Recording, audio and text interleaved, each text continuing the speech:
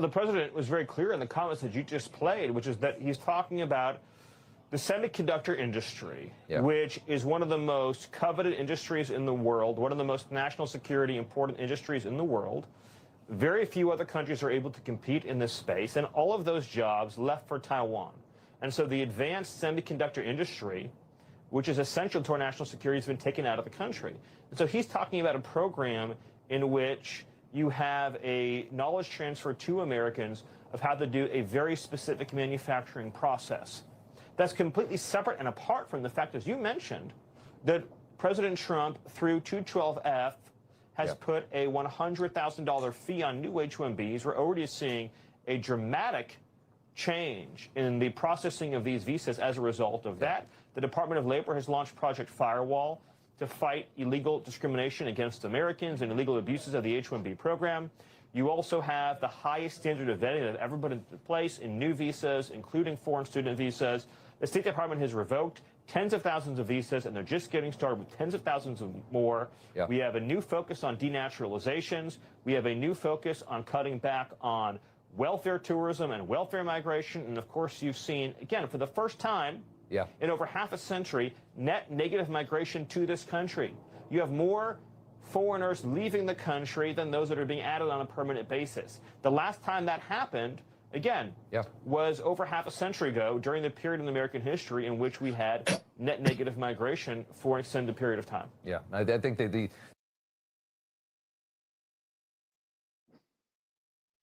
Welcome to the JJ Carrell Show. One of my top people in government, Stephen Miller. Unflinching, anti-illegal immigrant, activist, if you will, since his high school days in Santa Monica High School. Santa Monica High School, in the hotbed of insanity in California. Now, there's a lot said in what Stephen Miller just stated in that short clip. And I'm going to run through. My first segment is all about the immigration issue, the illegal immigration. And now we can just kind of push it. I'll be a Democrat and just kind of push it all together into all one. We have a legal immigration and an illegal immigration problem. Stephen Miller saying we're finally at a net negative. That net negative has to be historical, meaning tens of millions every single year for the next 3 years. 10+ million illegal aliens must leave this country every single year. The visa program must be stopped. On another note, Rubio, I think, has already taken, correct me if I think that I'm right on this, that at least 150-ish thousand visas have been canceled. Marco Rubio is doing that, showing people here on visa. I think it was 16,000 on drunk driving charges. I mean, but see, this is the fracturedization of America in law enforcement. All of this should be tied into one giant database, an FBI, NCIC, whatever you want to come up database. I don't care.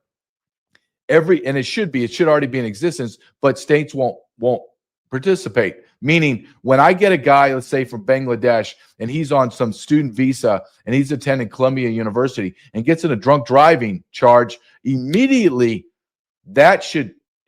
charge should ring the bell, and that should alert the local PD. You have to hold this guy.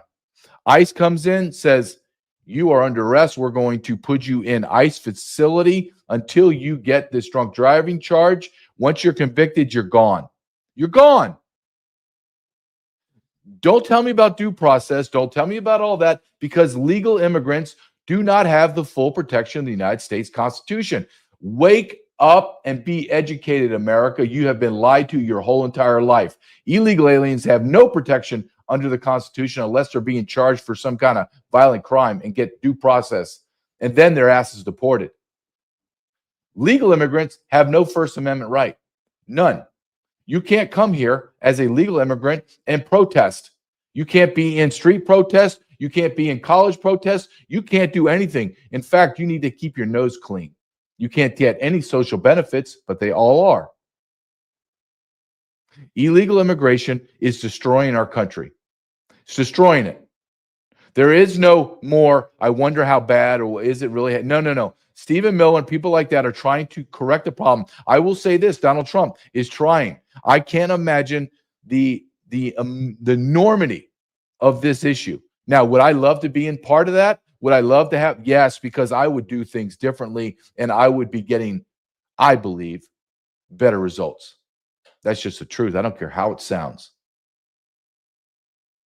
Well, what would I do different? Well, the very first thing that I would do is I would hire or I would deploy the military with the Border Patrol. And I would have them cross-designated as immigration officers, but their main job would be perimeter protection of ICE and Border Patrol. That's it. No protesters get within 100 yards of these guys. They're going to do their job. And if you get involved, you're going to be under arrest. That's number one. I got number 2, 3, 4, 5, and 6 for another show. My point is, more needs to be done. But Stephen Miller is absolutely spot on. But he also was sent out to do a little damage control on the statement that we're not as talented as Indian nationals. We need more Chinese students. That has to be addressed. Donald Trump has to walk that back, but that's not his nature. His nature is to double down. His nature is to never walk anything back, and he won't walk this back. It's going to hang in the air. It's going to piss off a large segment of the MAGA base that are so tired of hearing about how foreign countries are so great. If foreign countries were so great, why are Americans not fleeing to them? Why are they not staying in their home countries? Well, it's very simple. Their home countries suck. That's why they're coming here. We have talked about this many times, but I'm going to reiterate it again because it's massive and no one really wants to even touch this. J.D. Vance touched it. He needs to touch it over and over and over again. And what is that? It is the housing crisis that's happened in America. But I can go farther. It's an education crisis. It's a medical crisis. It's a food crisis. It's a resources of all types crisis. And what is that? Why is that? Why do we have crisis in America? Because we have infrastructure and a government and government services built to service 340 million people. When you add the illegal and legal immigrants, we are now servicing 450 plus million people on a system that is only built for 340 million. Let's take it just as a water issue. Let's take it as a sanitation issue. We have our plumbing, our pipes, our infrastructure underground.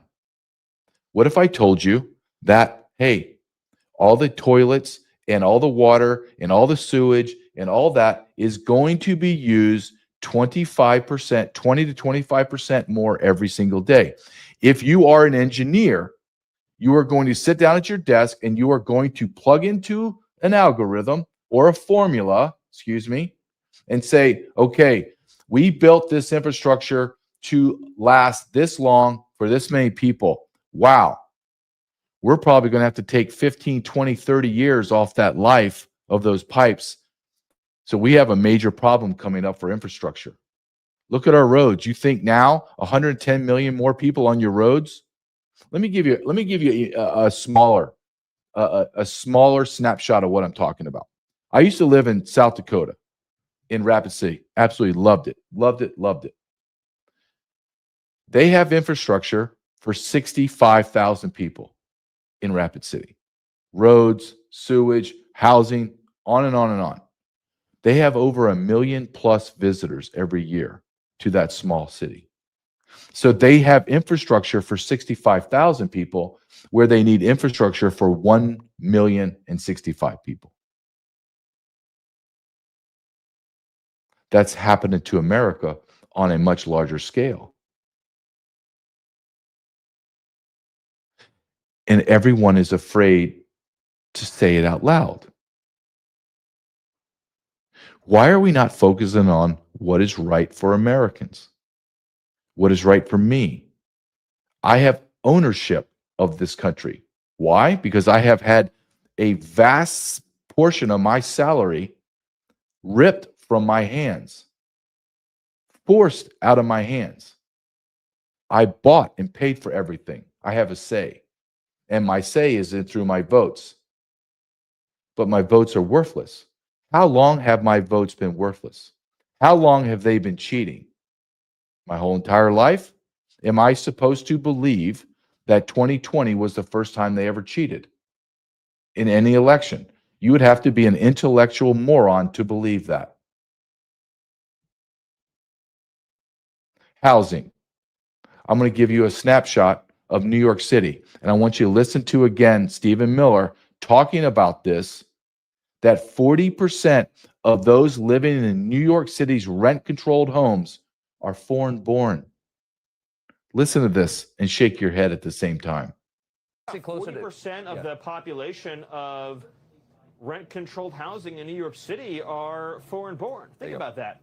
In one of the largest metropolitan areas in the world, 40% of rent-controlled properties are being lived in by people who weren't even born in the country. What kind of system is this? We bring in people from foreign countries, and then we pay to lower the cost of their housing, while people who were born here have to pay higher prices. So when President Trump is reducing net migration, that is what's going to ultimately, along with all these other steps, deregulation, historic tax cuts, going to bring down the cost of housing. Yeah. Let me ask you about this. Closer to When I get frustrated with Donald Trump, and I believe that my frustrations are valid, I swear to you that I push back, I pull back on myself and just say, imagine if you were in his shoes. Can you imagine being awake, not just being awake 20 hours a day, but being fully focused, just laser focused for 20 hours a day, making massive decisions every single day, and the whole time half of your country is fighting against you? So I give him immense amount of grace. I just get extremely frustrated when I'm looking at what needs to be done, and I'm looking at the hourglass and the sands are just pouring through to the other side. I'm running out of time. I don't trust that Marco Rubio, who was a never Trumper, JD Vance, that was a never Trumper, is going to somehow fill those shoes.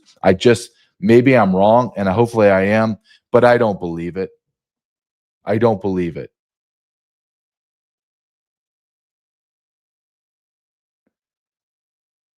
We are footing the bill for illegal and foreign nationals in our country. And the Democrat Party is fighting tooth and nail to ensure that doesn't stop. The Republicans will not codify anything that Donald Trump has done. They won't pass laws. They won't do a damn thing. And do you ever ask that three-letter worded question, why? Why? Why aren't they? Because we live in a uniparty universe. We're going to talk about Epstein here in a few minutes because it's the greatest and most current example of the lies, of the manipulation, the propaganda, and ultimately the betrayal of the American people. They don't care because who are they? They are the elites that are getting wealthy beyond our imagination. Let's just look at AOC. Let's look at AOC. Bartender. Not knocking bartender. Think she had $30,000 in debt. Not knocking that either. Maybe she had a car, whatever. She's in over the $20 million range. I don't think she served more than 6 years at $175,000 a year. Let's say she's getting another $26,000, $25,000 a year on some committee she's on. She's getting bonus money. $200,000. 5 years in, she's at $1 million. She lives in New York City. She loses half of that, minimum half of that. She's at $500,000 for 5 years. $100,000 a year living in New York City. Poof, gone. How did she get $20+ million? Let's look at John McCain Jr., Crenshaw. Last I looked, he was at 5.5 million net worth. He was special forces. I want to say Navy SEAL, but I could be wrong. I'm not disparaging. I'm just saying I could be wrong. It's some special forces. So I give him incredible accolades for that, to make that accomplishment and then to serve our country. Same thing with John McCain. Doesn't give you a mulligan for being a crappy ass politician, making horrible decisions. But how the hell did that guy get $5.5 million? And as I said that to somebody that is prominent in Texas politics, he laughed at me. And he said, "Do you actually think that's how much he's worth?" And I was like, "Well, that's what they say." He goes, "That's the baseline, dude." Oh, okay. Thank you. Make me feel even more pissed off. Here's CNN. This woman, I think she used to be a liberal. Her name is, I'm gonna butcher it, but it's Batya Anga Sargon, something in that nature.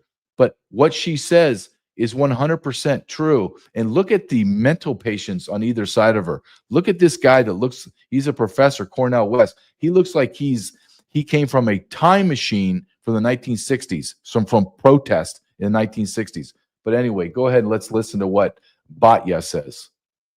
When Donald Trump was campaigning, he said, when we get elected, we're going to conduct the largest deportation campaign in American history. He did not say the worst of the worst. Yeah, and the truth is, Abby, he did also say the worst every illegal immigrant in America is either working, in which case they are driving down the wages in an industry because their employers can pay them less, or they are living off the government, in which case American taxpayers are paying for them to live here illegally. Both of those are unacceptable, which is why in every single poll that's come out in the last year, a majority of Americans support not deporting the worst of the worst, but deporting every single illegal migrant. Listen, as I watch these clips, something that just always pops up. How is it every single time the Democrats fight tooth and nail to allow illegal aliens to stay in America? They don't even try to offer any kind of, well, they pay taxes because they know that's such BS. Well, you know, they do work that America. No, all of their propaganda has been shown to be a lie. Now they just say, I don't care. I want them here. Have you ever asked yourself, how could one party be so anti-American and yet the half the country continues to vote for it? Look, I used to think that half the country was mentally ill. I don't think it's half the country. I really don't. I think there's a very significant percentage of the country that is mentally ill that votes for the Democrats. However, I believe because we have brought in so many illegal aliens and foreign nationals that have overstayed and been able to vote, you have a massive majority of people that should never vote are voting, and they're determining who's running our country. That's the truth. New York City is a prime example. It's going to happen in Springfield, Ohio, where 1/3 of their entire population are illegal alien Haitians. Once those dumb Haitians in the voodoo world that they come from, uneducated world, figure out that they can have a seat at the table in a thing called the city council, where they can vote and vote in a Haitian, because whenever the Haitian runs for it, he immediately gets 1/3 of the vote. Like that. Just like that. He gets it or she gets it. She will be the mayor. You don't think that's going to happen? Let's look at Dearborn, Michigan. Oh, absolutely it's going to happen. Let's look in Laughlin, a suburb of Cincinnati, in Laughlin, Ohio. Over 50% of the population now is illegal aliens from the Islamic Republic of Mauritania. 50%. And you're telling me there's not some left-wing activist lawyer that's not prepping them already and telling all of these communities, you can have a seat at the table. You can dictate everything that goes on. That's what's happening in America. We're not just losing the demographic, we're losing the political battle. They are out birthing us. There's more of them in here because we infused our nation with millions, tens of millions of them. It's going to destroy America. I don't care if that's blackpilling. I don't care if you like me or not. That's just the truth. And you're either going to agree with me now or you're going to be crying in agreement years from now or even sooner.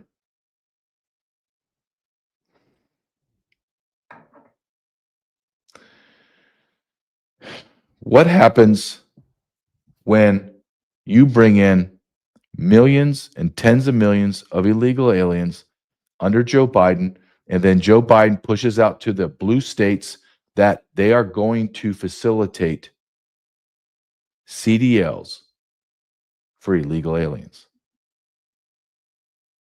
I want you to listen to Secretary Duffy. He says 200,000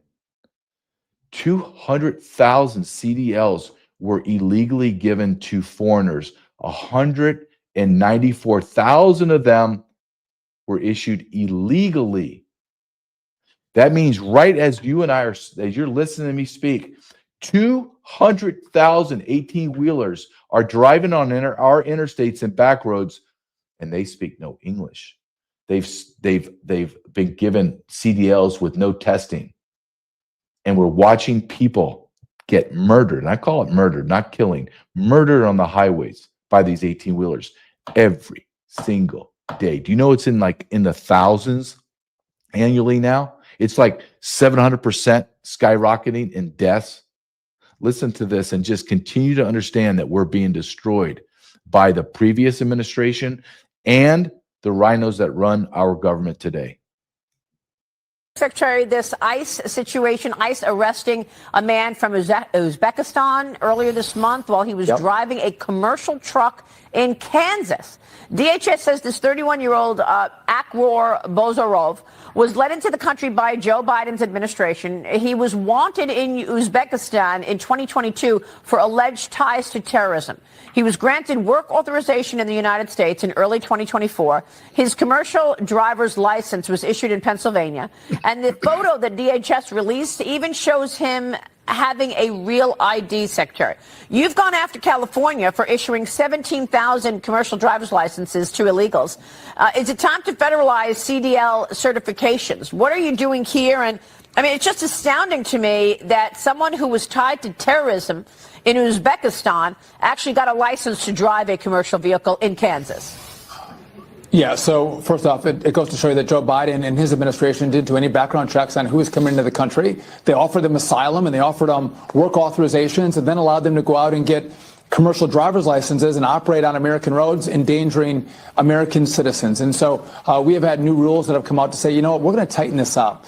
If you come legally, you have a visa or you're coming from one state to another, you can get what's called a non-domiciled CDL. These are the licenses that these foreigners are using. But to tighten up the rules means we're going to have more safety on American roads. But you mentioned 17,000 from California. We think other states have also issued many illegally commercial driver's licenses. There were 200,000 non-domiciled CDLs issued to foreigners. Wow. We think 194,000 of them were issued illegally. Oh my goodness. And would not comply with our new rule. And so again, you've aired these crashes, Maria. Yeah. They're horrific. When people can't understand the English language, they can't read signs, and they don't know the rules of our road. Terrible. That's a problem. Americans aren't safe. And we also see that there's CDL mills, commercial driver's license mills, where people aren't being properly trained. They're being pushed through, getting licenses, and then again driving across the country. Unbelievable. If I can make one last point, Maria, it's driving American truckers out of business. Good point. And American trucking companies driving the wages down. That's not why we're taking this action, but that's a real consequence of having all these foreigners come in. That's a great point. What we're going to do is see those wages rise, and it's still a good paying job in America to be an American truck driver. Secretary, let me 194,000 illegal. I am not for centralization of the federal government. Can't stand it. However, because we have so many states that are not complying with federal regulation, that has to be, CDLs have to be federalized. Why? Because we have interstates.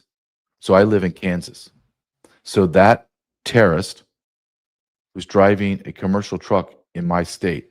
Do you think he was just long hauling furniture? Are you that stupid? Or is he hauling something else?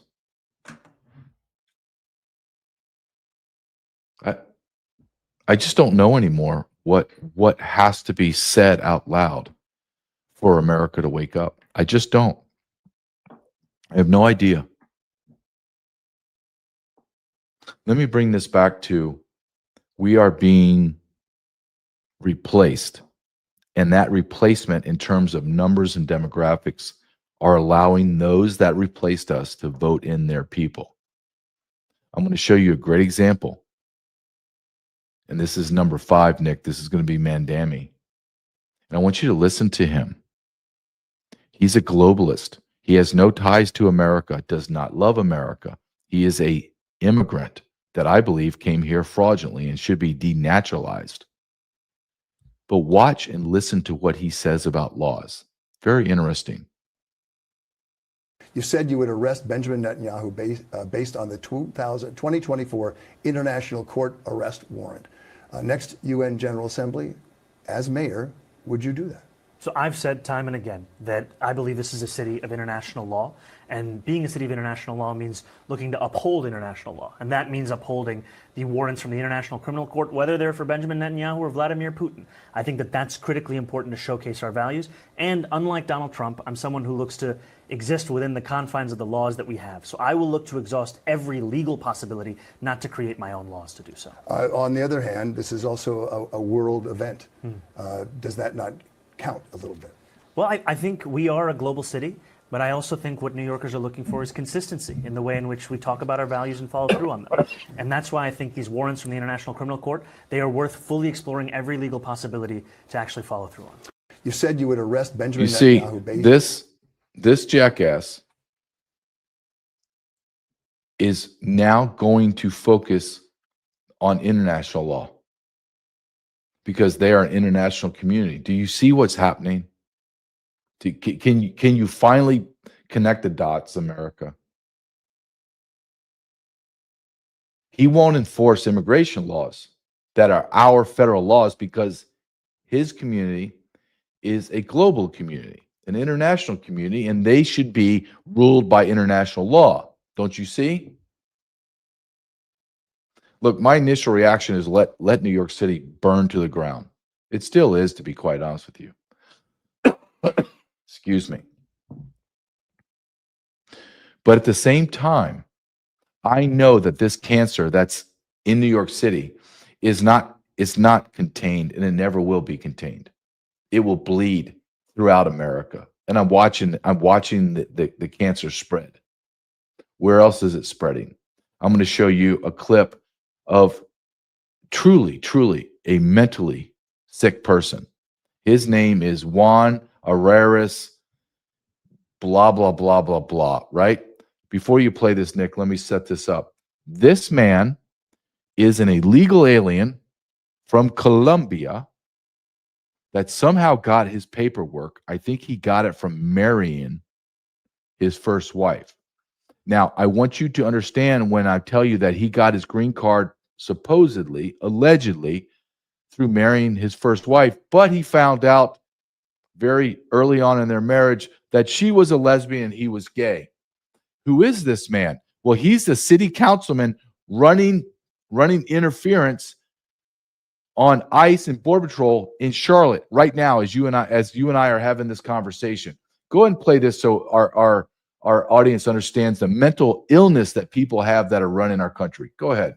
I fell in love in high school with my best friend, and we got married at the age of 18. And that is how I got my citizenship. And then we both realized that I was, as we were married and going through our growing pains, we both realized that I was a gay man and she was a lesbian woman.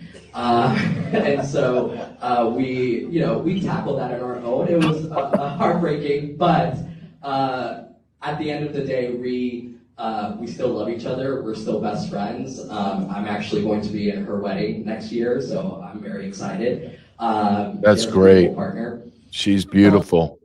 Unbelievable. She's a beautiful partner. Do you think that man that he didn't know he was gay, and she didn't know she was gay, and they didn't really know that's how you're going to get your citizenship, right? That just was kind of like a benefit. We didn't even think about it. We got married, got my citizenship, then I got divorced because she's a lesbian, I'm gay. And now he's telling us about how immigration law is going to be enforced. He has no idea about being an American. He's not an American. He's an illegal alien from Colombia. Am I just surmising or guessing that this guy's an idiot and doesn't know anything about immigration? No. Let me show you clip number 7. Listen to what this idiot says about how he's going to stop federal immigration law. That's not how it works. You midget, you mental midget. Watch this, please. I grew up undocumented in Charlotte, in the neighborhoods that so many immigrant families call home. And today I stand before you as not only the first Latino, but the first formerly undocumented member of the city council.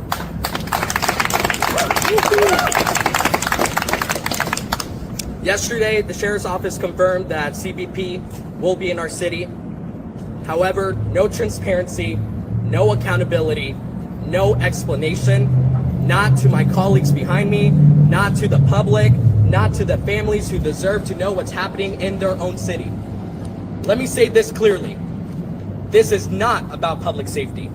It is not about finding criminals. It is about fear, it is about quotas, and it's about control. When federal agents enter our communities without warning, without cause, and without humanity, they are not keeping us safe. They are terrorizing our neighborhoods. And we do not welcome our communities being terrorized and attacked. Our Queen City will not become... Our Queen City, you are such a piece of trash. Look, there's so much in a minute that idiot said. I'm the first undocumented, it's called illegal alien, you twat. You're the first illegal alien to sit in city council, and everybody's out there. Oh, what an accomplishment. Did you hear what he just said? Let's clap. Yeah, what did he say, Marjorie? I didn't catch it. Marjorie, he said he's the first illegal alien to be in the city council. Well, yes, let's clap for that. Let's clap for that. You people deserve every single thing you get, I swear to you. He says, we don't have a crime problem here. They're not public safety. Really? Really, you gay jackass? Let's look at number 8. Can you just pull up this post? Just a quick X post that shows number 8, Nick, that shows, wait a minute. Oh, wait. Human trafficking's up. What is it? It's up 70%. I'm leaning over to read it. Human trafficking soars in Charlotte, North Carolina. Why? Why, gay councilman that married a lesbian to get your citizenship? Why would that happen? Because you have gangs rolling through there. You have countries that sell and rent their children. Diversity is not a strength. Diversity is a curse on America because Americans don't rent and sell their children. They do in Latin America and in Central America and in Mexico. Absolutely they do. I've watched it firsthand right in front of me. You have an illegal alien from Colombia making statements against federal agents that are busting their ass to keep people safe, and we have to deal with this idiot? And you think that's not going to come? That's Charlotte, North Carolina. Charlotte, North Carolina has 900,000 people in the city. Tons around the suburbs. But in the city, do you know out of 900,000, 150,000 are illegal aliens? Don't have a problem, do you, Juan? Unbelievable. Unfreaking believable. Best way for you to support me, and I get emails from people, and I love getting emails, and they're telling me, I would say the vast majority, I get a couple cranks every now and then, but the vast majority, like 90, 95, 97%, just Keep speaking the truth. Thank you. I listen to you every day. I saw your clip from Stephen Gardner. I saw your clip from Redacted. I'm now all in. Thank you for speaking the truth. The best way for you to help me continue to speak the truth is to support me. Support me through my paywall. Support me through my website, jjcarrell.com, and support me through my Substack, jjcarrell.substack.com. That's scrolling underneath. I have free content and videos every single day. And every single day, I put written content and a 3-minute take, hard, bold, direct take on what's happening today. The best way for you to support me is to go to my website, jjcarrell.com, or my Substack, jjcarrell.substack.com. And the other way to support me is to support the sponsors that support this program, and that is sat123.com.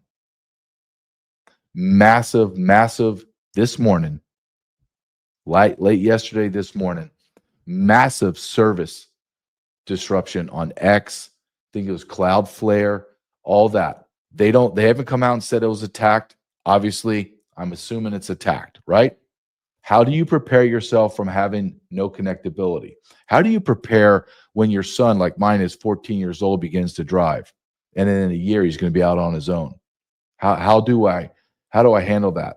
How's my connectability? What if he's in, I can't get a hold of him and there's an outage? How can I not get a hold of him if his cell tower goes down? Well, I have a sat phone. My wife has a sat phone. My son has a sat phone. I have a sat phone. It's in our glove boxes. My son will have a sat phone. My wife has a sat phone. It's in her car. I have mine in mine. My son gets his. He'll get one in his car. Why?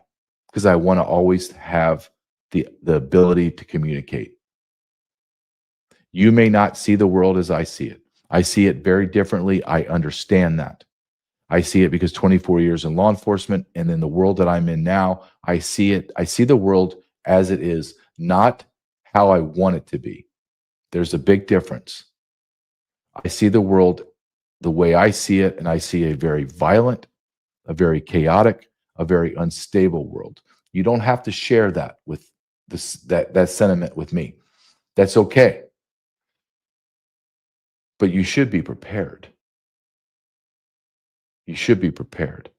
The other thing that I love in Sat123, and I'll plug this last product because my son uses it every day. And that's his ballistic backpack. I know you're like, what are you talking about? I know you've heard me talk about this before. A ballistic backpack. If there's a crazed transgender shooter in his private school, or someone that comes off the street, or he's going to get ice cream with his friends, or he's at a bowling alley, he has a backpack that he can curl up and have his vital organs saved from bullets.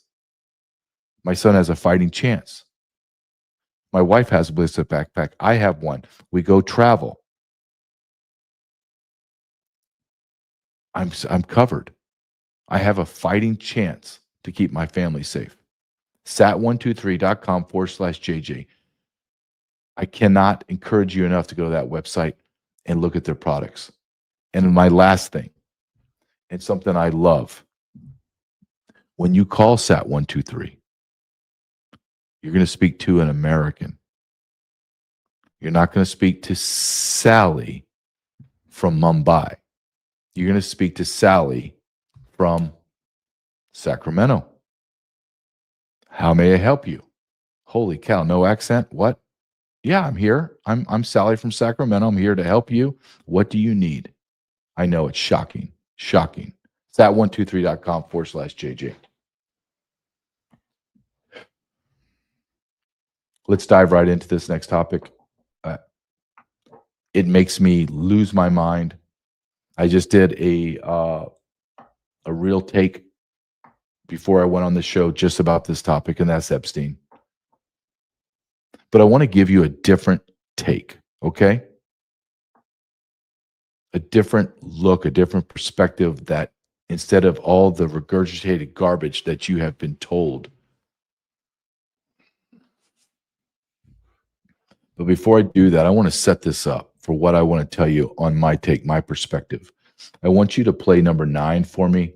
Nick, this is a PSA. These are the people, these women now, as they were young in their pictures, as they were brutally raped, sold, and degraded by everyone on the Epstein list. Listen to this.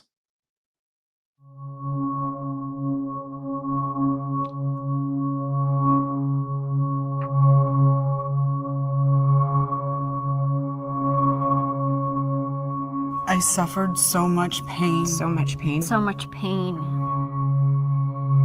I suffered so much pain. I was 14 years old. I was 16 years old. I was 16. 17. 14 years old. This is me. This was me. This is me. When I met Jeffrey Epstein. This is me when I met Jeffrey Epstein.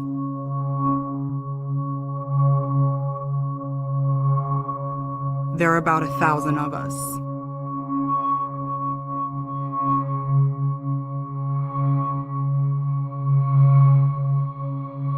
It's time to bring the secrets out of the shadows. It's time to shine a light into the darkness.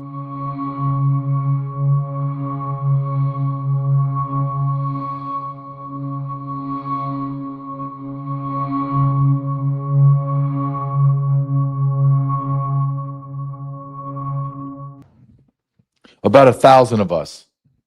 About 1,000 of us young girls that were raped. So if there were 1,000 of them, and I believe that's going to be a low number. Let's just use this as a round number to set the stage of what I want to say. 1,000 of these young girls, not young women.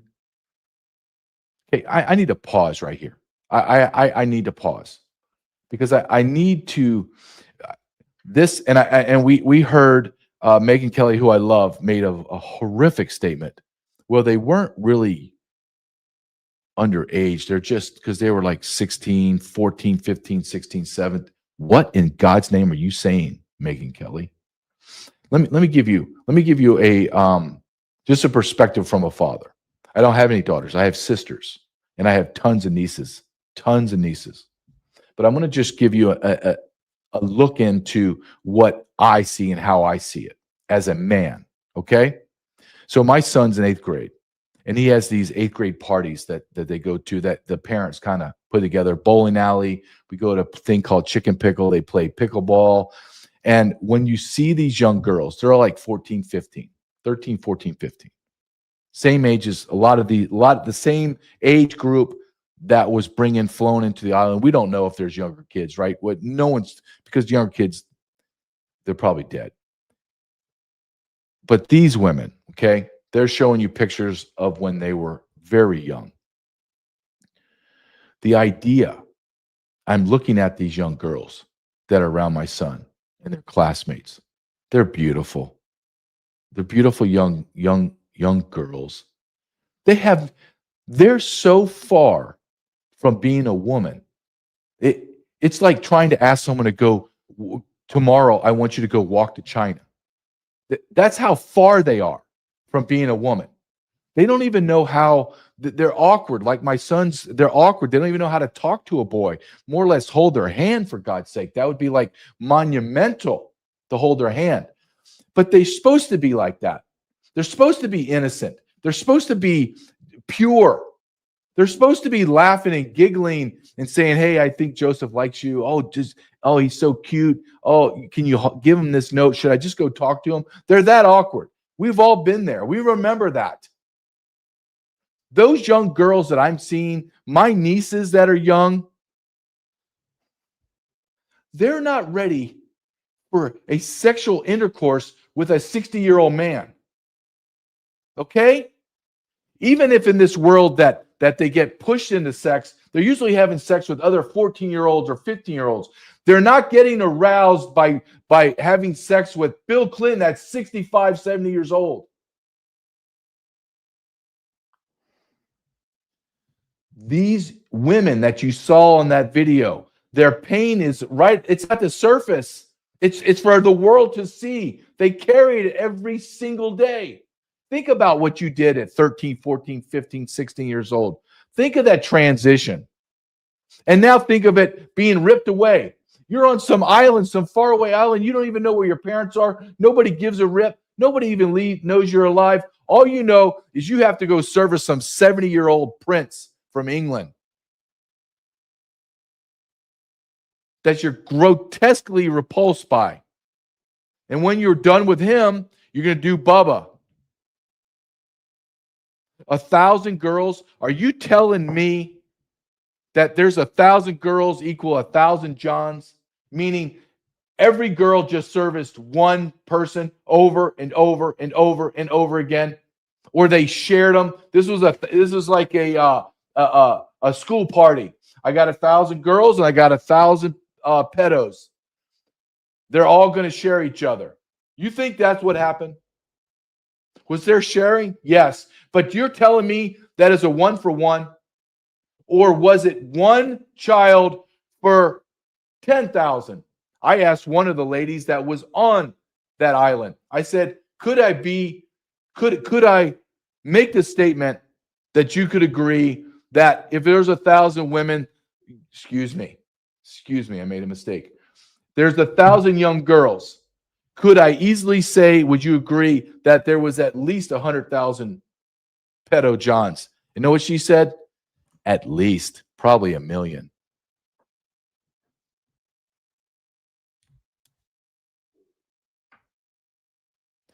Now to my perspective before I go on to other videos to prove my point. It is now not even a question if Epstein was involved in the intel world. It's not even a question. How do I know that? I know that because I know for multiple declarations by politicians and people that are in the know, but we heard it just today. Just today. Speaker Johnson came up, they did a vote, I think it just passed, but Speaker Johnson talks about how we have to release it, and then in the same breath, in the same press conference, talks about how we should not release everything because why, Speaker Johnson? Why? Tell us, Speaker Johnson. Well, because this is a national security issue. There's intelligence that could be released.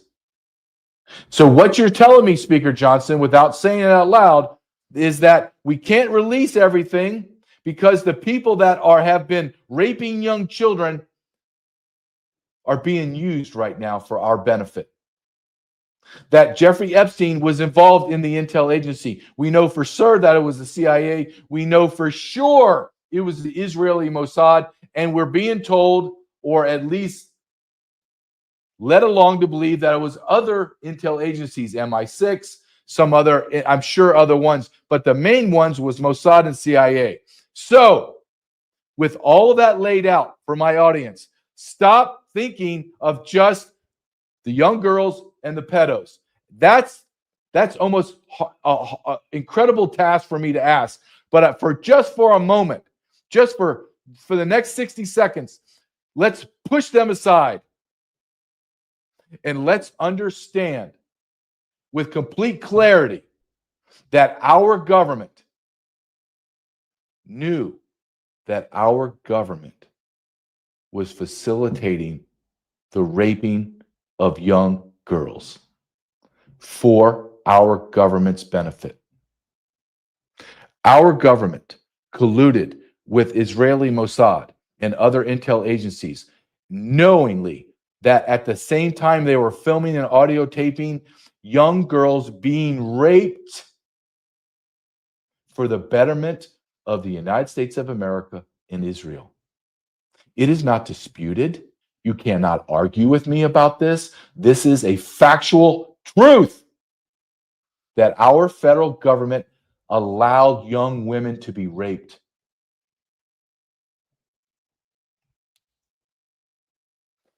Now, does it make more sense to you when you hear me say that our government must be burnt to the ground? I have heard arguments for not releasing the Epstein files for this, almost a quote. If we release every name, our economy, our government, and our social society would collapse. And my retort back to these people are very simple. Are you telling me my economy, my social fabric of my country, and my country will collapse if we do not continue to allow pedophilia to be the glue that holds us together?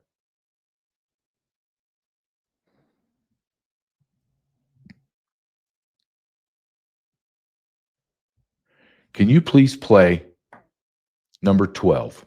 This is Speaker Johnson trying to convince you that it's the Democrats' fault. That man's been in power for almost 2-3 years now. He has the ability to release everything for almost a year now, and he's done nothing. Go ahead and play this, please, Nick, number 12.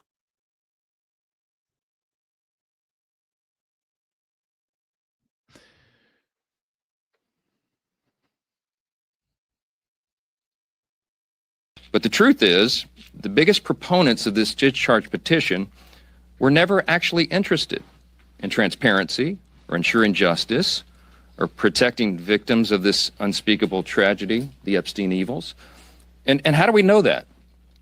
Because the Democrats had every one of the Epstein files in their possession for the 4 long years of the Biden administration. The Biden Department of Justice had the files the entire time.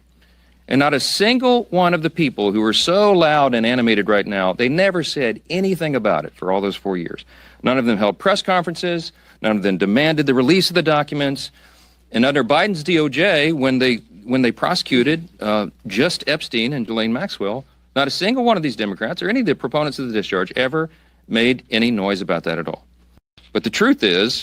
Yeah, but the truth is, Speaker, later on in that interview, you talk about how a lot of it needs to be redacted. No, I don't want any of it redacted. I want the whole nation in the world to see that Mossad and our CIA were allowing kids to be raped. I want to see it all. And I want to see every single person that was raping women. And I want them all thrown in jail. And I mean all of them. And I don't care. Look, I don't think Donald Trump's involved. But if Donald Trump's involved, throw his ass in jail too. All of them.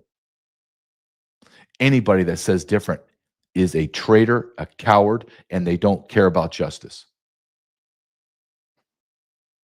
How bad is the rot in America government? I'm going to show you an example. And if you think this is the only example, if you think this is the only politician that's being controlled by Epstein or was controlled by Epstein, or you think that this is not continuing on today, you're a fool. I'm going to show you a video. If you can cue it up, let me just lay it out for you. This lady on the right, this disgusting piece of trash. She's a Democrat rep named Stacey Plaskett. She is doing a congressional testimony, sworn testimony with Trump's attorney Cohen. Remember that sleazebag Cohen? And she's trying to get him to make allegations against Trump. But she's an idiot. She has no idea what she's talking about. So guess who is texting her and telling her what to do and what to say and what questions to ask? Well, that would be Jeffrey Epstein. Watch this. This is how vile our government is. Obama was president of the United States.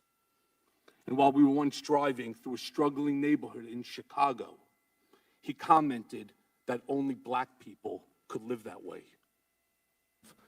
Attorney-client privilege, yes, I will turn it over. You, as my friend Mr. Meadows pointed out, misled this committee even today in a written submission that contradicted your testimony. You have suggested you are going to review that.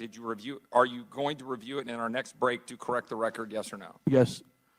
Question, you helped out the president's campaign or were involved in the campaign as a representative, as a spokesman, even in your words today. It was your idea for the campaign dating back to 2011. Is that accurate, yes or no? Yes.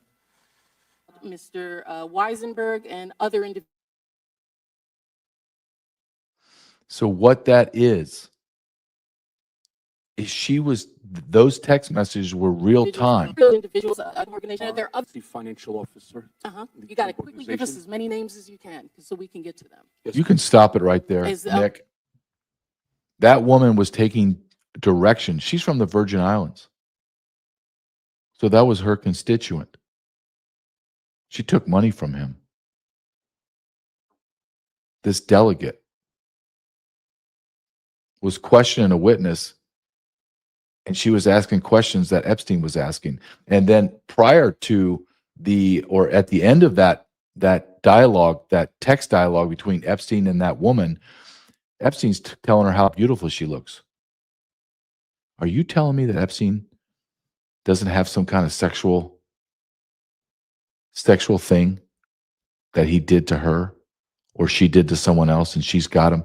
Are you telling me, if I'm a congressman or delegate or whatever hell you want to call her, and or me, and I'm sitting at my desk, I'm taking text messages from a convicted pedophile? That's what no one else wants to talk about. Katie Couric, George Stephanopoulos. Do you know they went to a party after Epstein was released from his first sentence? Now, can you imagine me? I have a friend, and that friend, maybe let's say someone on my football team in college, real good friend. Turns out he's a pedophile. And he gets out of jail and he calls me and says, "Hey, JJ, I'm throwing me a big party. Come on down. We're celebrating. I'm out of jail." No, buddy, I'm sorry. You know what you should do? You should get on your knees and beg God for forgiveness and take that money that you're going to spend on this big party and flying people in like Couric and Stephanopoulos. Why don't you give that to the victims so that maybe they can have some kind of nest egg to start and overcome all your rapes and abuses? But they didn't. They went and celebrated with him. And this woman in a congressional hearing to try to slander Trump is taking orders from a convicted pedophile. And you're telling me the lady from the Virgin Islands doesn't understand who this man is and what he's doing? But let's go back in a time machine just about 6 weeks ago, maybe a month ago. There was a vote in the Senate to release all Epstein evidence. And do you know what group of politicians voted against it? Well, that'd be the Republican senators voted against it, led by John Thune. 1,000 known victims, with probably thousands more, but 1,000 known to each other victims. People I have interviewed that have been on the island, were sexually trafficked on the island, said, JJ, that number of John's pedophiles, I'd feel comfortable with 100,000 to 1 million.